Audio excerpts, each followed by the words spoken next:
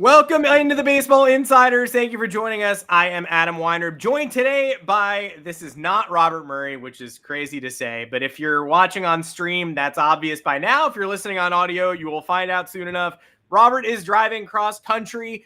We gave you 5 shows last week, hopefully satisfactory. Hope you enjoyed. You seem to. We love it. Thank you for the positive response. Robert will be back on Thursday after he and Cooper make it safely home for Christmas. I've got some tidbits from Robert that I'm going to share on this show, though, so stay tuned. I know everybody wants to hear about Jesus Luzardo and the Cubs, Cody Bellinger and the Yankees. I brought on someone from Fansided's MLB staff writer team who is an NL Central fan by birth, Pittsburgh Pirates, however. I know a lot of you in the comments are Pirates people, so Emma Lingan, thank you for joining me. You're going to give a Pirates perspective and react to some of this.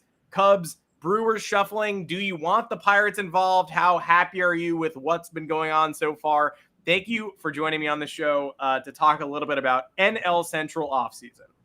Absolutely. Thank you for having me. It's rare that I get to talk about the Pirates or that anyone wants to hear about the Pirates. So happy to be here. Well, if you think nobody wants to hear about the Pirates, you must not have met our comment section. They love to talk about the Pirates. Here they are. They're joining in droves. If you want to read Emma's work on the Fansided Network, you should be checking out Rum Bunter, but she's all around the network. That's where you'll get her Pirates content. She's obviously in plenty of other spots. Emma will do some plugs. I always do. I don't know. You got some stuff you got to plug by the end of the show. We will, of course, talk it out. If you want to join the Baseball Insiders between shows, remember that the Discord is the place to be. Hit that join link under this video. If you're not subscribed, why aren't you subscribed? You should also subscribe. That would be great. Turn the notifications on so you know when we're going live. Going to be much more standard, 3:30 Monday and Thursday this week. Although the comments noted they were saying that we were probably late today because of my McDonald's Wi-Fi, I believe I saw. No, my Wi-Fi is fantastic. For now, it probably won't be by the end of the show. But we are live now. We're happy to be here.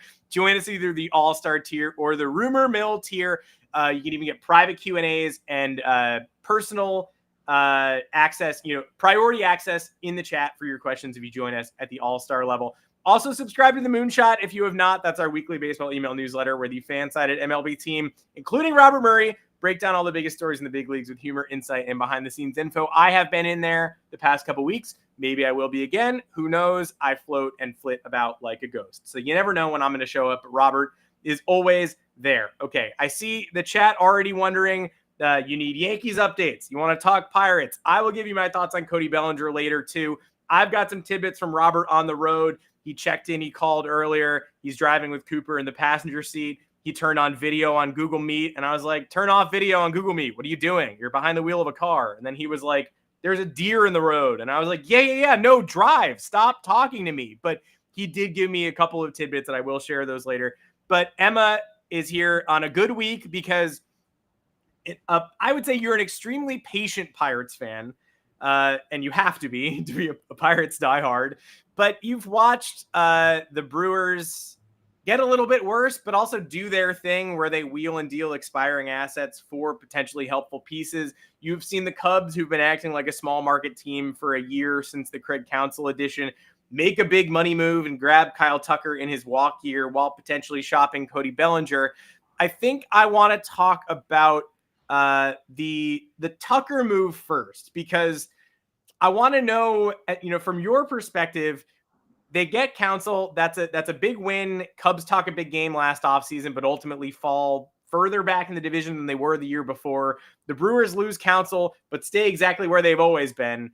And the Brewers are sort of a model for the Pirates, right? If you don't have this big budget, then you can have this pitching program, then you can have these mid-tier free agents, you can uncover hidden gems if your GM is up to snuff. I mean, thoughts first of all on the Cubs taking that big money step forward and again trying to prove themselves in a division where they probably should have done this last offseason. Well, I think in general, if you look at this, the NL Central as a whole, is that this is probably one of the most winnable divisions in the league, if not the most winnable. I mean, look at what Milwaukee has done this season, and everyone's praising them for it. And it's like, they really didn't have to do that much. It's like, as long as the other teams aren't going to try, then why did they need to try? It's really, the margin is not that, it's not that tiny. So I think that now, looking at Chicago, I give them credit for actually trying, because like, this is something where making even one move, couple moves can actually make a difference in terms of, where they rank in the NL Central, and they're addressing needs. And in fairness, though, they did say at the trade deadline, hey, like, this is not the time. We're not going to be doing this right now. We're out. To me, that's what, it sent a message that said, hey, we're out on the trade deadline. We're not really going to do anything here. To me, that kind of set off an alarm in my head that was like, oh, so they're gearing up to do something big this offseason. And it seems like that's what we're starting to see. So I think that, now, of course, they're shopping Bellinger. And I mean, that's a horrible contract, so I don't blame them for that. But I just think that, it looks like they're trying. I mean, whether they, and I don't mean that in like a, oh, cute, they're trying kind of way. I mean, like, they actually are trying. So I have to give them credit for that. Yeah, Bellinger, horrible contract. I mean, welcome to New York. I think we'll talk. I mean, my thoughts on that I'll share in a bit. But when it comes to, look, the Cubs have the capacity to do big market things. They're still exploring the trade market more than they're exploring paying market value for free agents, which is kind of surprising, right? They don't get involved in Soto. They kind of get raked over the coals like Red Sox fans. The Red Sox have this ridiculous farm system. So do the Cubs. So that's where those two teams are taking advantage in the Crochet sweepstakes, in the Tucker swap. They're not necessarily flexing their financial might, but they could. The Brewers and Pirates are, however, in a similar boat where the Brewers develop fantastically, especially on the mound. They seem like they have these interchangeable parts. Every year, the rotation is good no matter who's in it. Willy Adames leaves. They've got Joey Ortiz to slide over, or maybe you prefer to slide over Bryce Terang. They get Caleb Durbin from the Yankees on Friday. The infield is just filled out with these guys with 5 years of control. And it feels like that happens until one of them hits free agency. The Brewers say goodbye. They slide another one in there. It's an ownership group that has gotten praise for consistently competing.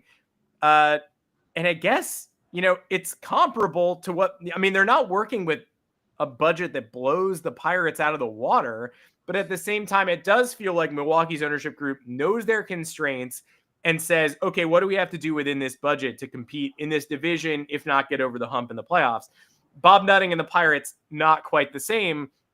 They easily could be at a similar dollar level and they could be equally competitive, but it just never seems to happen. And you think, and I think most of our Pirates commenters probably think, that Bob Nutting is fine with that. I mean, is that sort of the takeaway, that the Pirates could be the Brewers and the Pirates have a brain trust that, the Pirates have Paul Skeens, the Pirates have Jared Jones, the Pirates have Bubba Chandler. The Pirates are going to be one of the strongest rotations in baseball next year.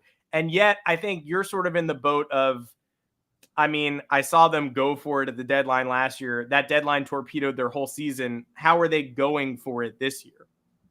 Yeah, I've been to, it's funny that you call me a patient Pirates fan, because I would not call myself that. I would just call myself a very bitter, angry Pirates fan. But I've seen this movie before. I know how this ends. They're going to go and be like, oh, we have this great farm system, which, by the way, they don't anymore. And, oh, we have this great pitching rotation. Cool. But no one can hit the ball. No one can put the ball in play. I mean, you've got Brian Reynolds, O'Neal Cruz, an aging Andrew McCutchen. Like, what else are you going to do? So I think it's like, again, back to your original question, though, Bob Nutting sleeps fine at night. He doesn't care. He gets his money no matter if they win or lose, because most of that money comes from like TV rights deals and merchandise, tickets, things like that. Skeens was tremendous for that this year. And so again, he's sleeping fine at night, and Skeens will be a Dodger in 5 years. So it's fine. But I think that,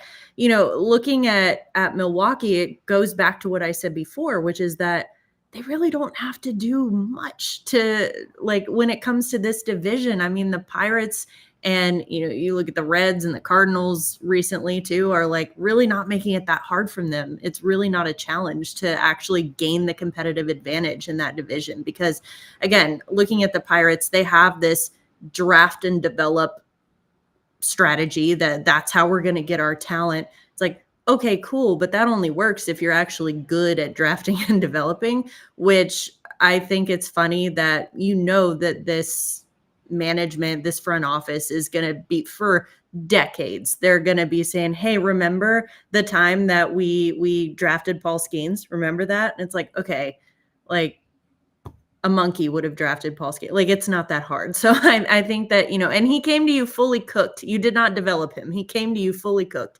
And so calling him a success story for the Pirates draft and develop strategy, I really don't think is a fair assessment. So I think that, again, when all of these other teams are essentially doing Milwaukee this favor, like, yeah, they really don't have to try that hard. I think if they were in another division with real competition, then we're having a different conversation right now, because I think that, looking at Milwaukee, they're doing that annoying thing, like you said, where it's like, oh, we'll just get rid of a player, but actually we don't have any depth problems because we'll just slide one over. We have a replacement. And so again, it's good enough. That roster, though, on paper, that's not scaring anybody. I mean, I don't think. And so when you look at that roster, it's like good enough, but it's not great. But in the NL Central, good enough is all you need. Good enough sure is all you need, and that's what will give a Pirates fan hope, because the rotation, the people I just rattled off, I mean, not going to call them success stories. Paul Skeens, obviously, they did stumble into. Good job winning the draft lottery, Bob Nutting. Like, I'm not going to fully cooked is accurate. You can't really give what was he down in the Pirates minors for like 3.5 months? Like, we all know he showed for up. Like 5 minutes. Yeah. He learned all he knows in Altoona in Indianapolis, of course, as we all know. But he's nasty. He's in place. Jared Jones is in place, although we did hear some trade rumors that made us skittish about a week and a half ago. But it seems like Mitch Keller will be there. Bubba Chandler will be up soon enough. What is your ideal Pirates offseason, given the constraints we know that they have, and given that rotation, like you said, you look at Milwaukee and you go, okay, I mean, I'm not that scared. We also have half a team. Like, we have this rotation ready to compete.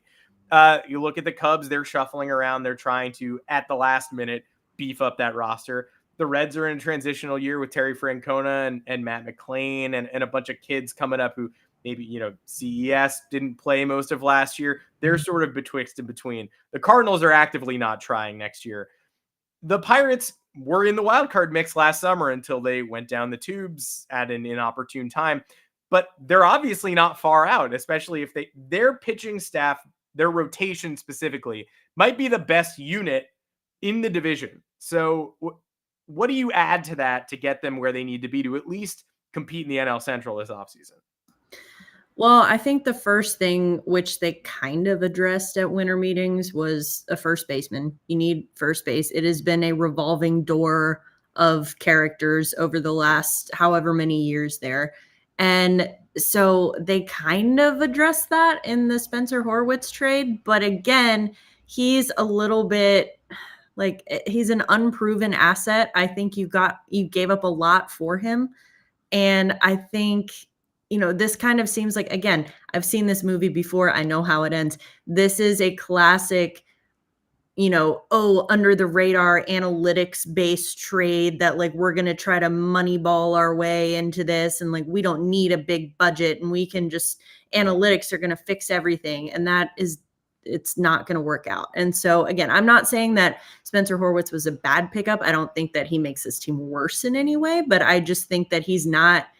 I still feel like they should have aimed higher at first base and go out and get even like Ben Cherington loves to hand out these 1-year contracts to aging veterans. So go out and get like Paul Goldschmidt or something at least. Like, I think that would be an improvement. But what they really need is a corner outfielder, and preferably one who can swing the bat, not even just swing the bat, put the ball over the fence. That's what they need. Bryan De La Cruz was supposed to be their answer to that last year. We saw how that turned out.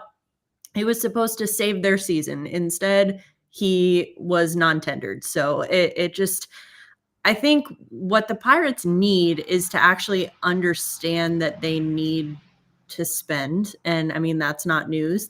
But in today's MLB, it's not like, to me, I look at, for example, Juan Soto. The Pirates were never in on Juan Soto because, financially they wouldn't have been. That's not the deal that makes me think, oh, the system's broken. The Pirates will never, get anyone who can make an impact. That's not the deal for me that says that. The ones that I look at are like Michael Conforto.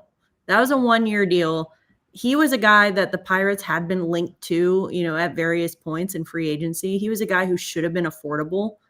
And that was not an affordable deal that he signed with the Dodgers. I think that they overpaid for him. Yes, it was only for 1 year, but those are the ones that I think, okay, the Pirates are going to get priced out of any meaningful impact player. And here they are thinking that they can make these sneaky trades under the radar and get these other guys. And it's like, no, there's a reason that no one was clamoring for Spencer Horwitz. Like I just don't think, I think what they need to do is be willing to take big swings. I would have liked to see them, especially with Skeens now being an important part of their future. I would have thought like, maybe this is the year that we take a big swing because, like you said, pitching, you're set. You could use some help in the bullpen, but your starting rotation is set. You need some bats, and it would be worth it because you have all these young pieces, affordable pieces under team control. You can afford to spend big on a free agent or two, but they won't. And bullpen can be backfilled, and you hire a guy like Brent Strom. Like, that's a guy who can turn unheralded bullpen pieces into players that you believe in. It's not that it's that easy that you can snap your fingers and say, oh, we have a bullpen now after, 4 non-roster invitees showed up. But they did it before Strom too. They did it with Dennis Santana. Like, their bullpen is incomplete, but you can get to the finish line there easier than you can get the lineup to a place where we have threats 1 through 9. You can't just turn IKF into a 25-25 guy. Like you said, there are clear holes, and there are holes that you don't have to splurge that much cash on to fill. But a guy like Conforto, Pirates fans we're looking at, and all of a sudden $18 million with the Dodgers, that's not feasible. I know we're looking at Max Kepler a lot. I still feel like that's a name we hear connected to the Pirates too much for them to not be considering it.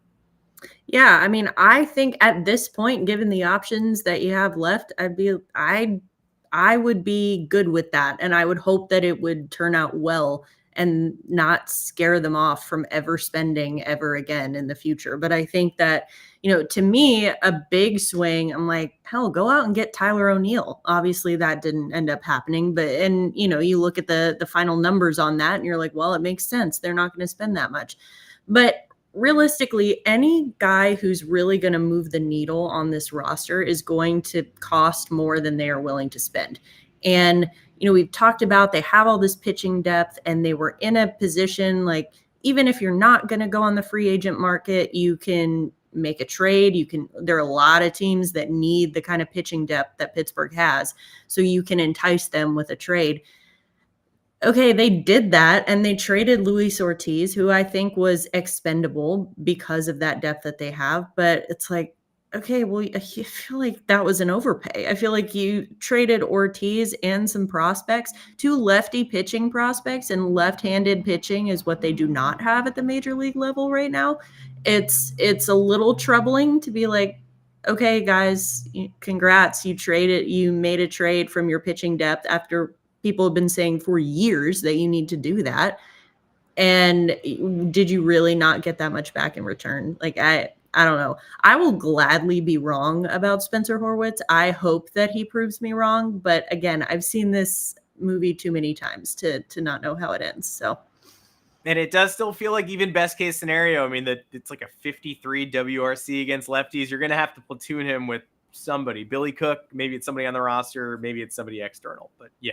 Yeah, I mean, you've got Billy Cook. They've also started having Brian Reynolds taking reps at first base. At first, they really downplayed it. Said like, oh, he's just practicing. He likes to do it to sharpen his skills or whatever. But then he loves it.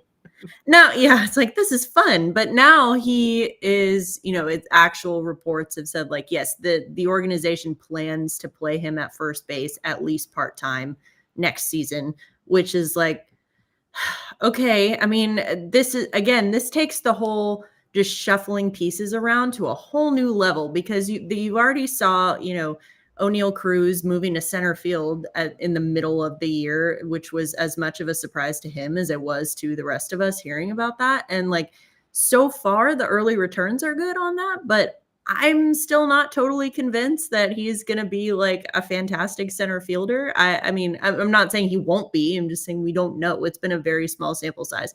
So it's like, really, you're that cheap that you're not even going to try to get an actual first baseman. I mean, granted, Brian Reynolds played first base in college, but that was a long time ago. And especially when you need help in the outfield too, it's like, God, they're really just trying to move all the pieces around that they can to avoid adding anything else. It's true. And the versatility is prized, but when you have an outfield hole, you move that outfielder to first base, you create an additional outfield hole, and your first base solution is slapdash. I definitely hear where you're coming from. And that is why I am so, as a Yankee fan, I am watching the Cody Bellinger Cubs sweepstakes. I don't think that the Cubs, it's the versatility thing. I mean, the Yankees also have multiple holes, weirdly enough. I mean, it's not just the Juan Soto gap. They need a first baseman. They also need a second baseman because they traded Durbin to Milwaukee. So the Cubs and Yankees are apparently apart on money when it comes to Bellinger. I have not heard from Robert that they're any closer than they were. I think Robert and I thought we were going to get a Bellinger trade to the Yankees across the finish line on Friday's show. And now here we are on Monday's show. Robert is in a car with a dog, and we're still no closer on the finances here. I don't think the Cubs have much leverage here. They have publicly declared that they're looking to swap Bellinger. They have not, if Seiya Suzuki doesn't want a DH, which it seems like he does not want to do, that outfield is crowded. The Yankees are prepared to be in a waiting game here, and they want the Cubs to pay down $10 million of Bellinger's salary. I think that's totally fair. $32 million for Bellinger, like you said, next year is not a contract that makes sense. 22, it's close, and I think the Yankees can handle that. However, if the Yankees do add him, he's my left field option, not my first baseman. Josh Naylor on the market. Nate Lowe on the market. Christian Walker, 3-year contract. Pete Alonso, who's competing for Pete Alonso right now other than the Mets? You can go, and how high are they bidding? Is that going down to 5 years, $25 million a piece? I haven't been an Alonso Yankees fan. I'm not the kind of person who's out there looking to add 220 hitting swing and miss sluggers, though he does have playoff pedigree. But if the price comes down that far, I'll happily pivot. I'm a fan of the Yankees getting Bregman because I don't really care what happens years 5, 6, and 7, quite frankly. A lot of people talk about the Yankees like they have all these bad contracts clogging their payroll. They're in Aaron Judge's prime. They're in the final years of Garrett Cole's prime.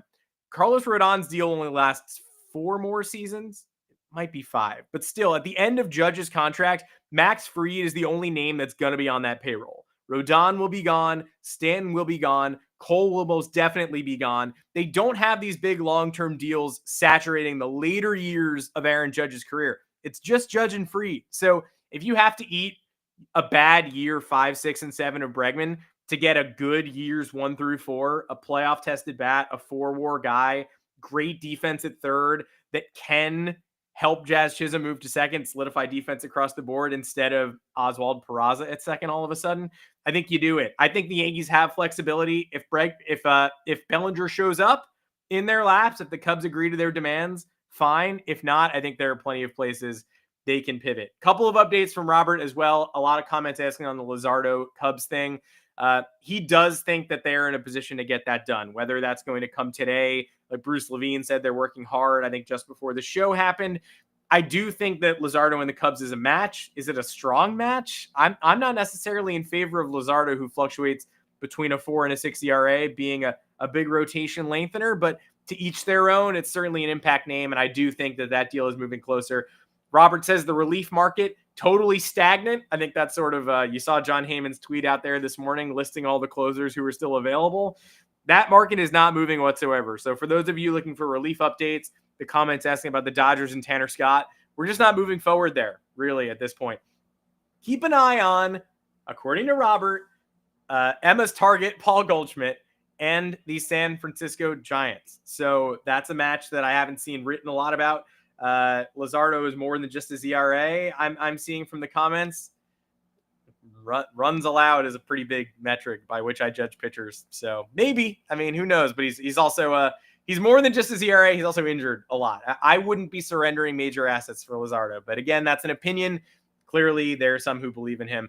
And we heard when Robert and I were talking earlier that there was some White Sox Roki Sasaki buzz in the Chicago market. Robert said I could quote him as saying that was ridiculous and that you would be high if you believed that. So there you go. Perhaps media folks in the Chicago market are in fact high, but Roki Sasaki to the White Sox, we don't know much, but we do know that is not a distinct possibility. Emma, thank you for joining me. Thank you for joining me on the show. Before we sign off, would you like to roast the Atlanta Braves for signing Bryan De La Cruz? Your favorite, the trade deadline, the biggest trade deadline acquisition of 2024. He's an Atlanta Brave. Will he terrorize the NL East or will he continue to recede into the darkness? What are your vibes? I would love to roast that signing, but more accurately, I think I would love to roast the Pirates for turning him into this, because I think that he was supposed to be their great white hope, and he was going to be their answer to the no power problem that they had in their lineup. It was going to be, this is the guy that's going to move the needle, get us into the playoffs. Instead, he turned out to be not just bad, but so bad. This team nosedived, as you said earlier, out of the conversation. They turned him into he had hit 18 home runs in 4 months before, getting traded. And then now they turned him into a complete disaster. They essentially wrecked his career. He became a non-tender candidate. He was non-tendered. And then he ends up now at the Braves. Although I want to say, what is it they signed him to? Like a non-guaranteed contract? Something I'd never heard of before this. Yes. That sounds made up. And it's laughable. It essentially, how I interpret it is like, this is a tryout basically. And if he makes the roster, cool. If not, then he's gone. And again, this man's once promising career. Yes, he struck out a lot, but he was really, he was young and he was developing, and this was going to be, a really good impact player. And he now is on this made up, non-guaranteed tryout contract thing with the Braves. And I hope they enjoy him. It was quite an experience. Well, it's, don't be sad because it's over, smile because it happened. And it might happen again in Atlanta. We're not sure. But Emma, thank you for joining. Thank you everyone for joining us for this show. Appreciate it. We will be back with Robert on Thursday afternoon, 3:30 Eastern. Emma, where can folks find you? What do you want to direct the people towards? I'll direct the people towards my social media. I guess you can follow me on Twitter or Instagram at Emma_Lingan. Haven't made it to Blue Sky yet, but I write for a lot of different outlets, but you can find all my Pirates takes on Rum Bunter. You can also find me over at Motor City Bengals if you're a Tigers fan, as well as elsewhere throughout the Fansided MLB network. Perfect. I am on Blue Sky, and I got to say, I think my Blue Sky experience has already been ruined. Red Sox Stats, who is a viewer, and we see him in the Baseball Insider sometimes. Great account, maybe the best Red Sox account, tagged me in something that I think came from Baseball Insiders, and then I got 60 Red Sox followers. So, again, thank you for the tag. We love you. Red Sox Stats is the best. But yeah, I have 170 followers and 60 of them are Red Sox fans. And they're just going to be woefully disappointed or angry at me by the time the season starts. So I might need to nuke it and start again. But either way, Emma, if you join Blue Sky, just be very careful that the proper fandoms are tagging you in various comment sections. Yeah. Red Sox fans, that sounds like a living hell for you. You're gonna make my Blue Sky sanctuary into a living hell for me. So we shall see. I'll try to be less sarcastic on that app, hopefully moving forward. But Emma, thank you for joining us. Shout out to everyone who, if you're not subscribed, please subscribe. If you're not a member, please join. Find us in the Discord. Join at either the All-Star or Rumor Mill tier. Shout out to producer Joanne for taking us through this stream. We will be back again, like I said, 3:30 Eastern on Thursday, Monday pre-holiday. We'll see everybody here Thursday and then into next week. Have a very happy holiday if we don't see you by then. Thanks, everybody. Thanks for joining.